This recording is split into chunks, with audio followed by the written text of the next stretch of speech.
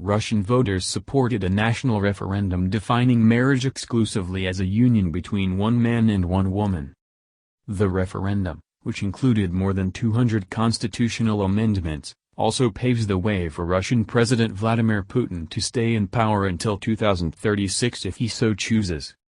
The proposals, voted on by the public over the past 7 days, were supported by more than two-thirds of voters, though the opposition maintains that the referendum was rigged from the start.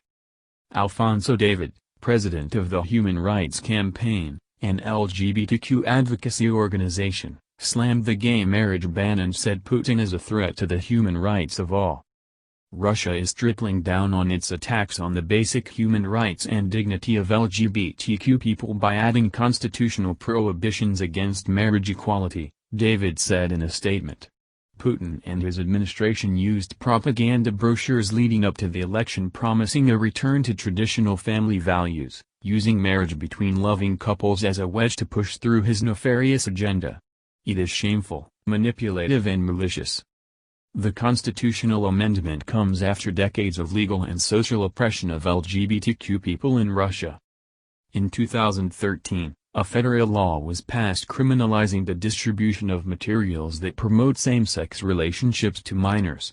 After the passage of the measure, dubbed the Gay Propaganda Law, the country saw an increase in anti-LGBTQ violence, according to a 2014 Human Rights Watch report. In 2018, the country banned pride events, and in 2019, it took action to block LGBTQ groups from officially registering in the country.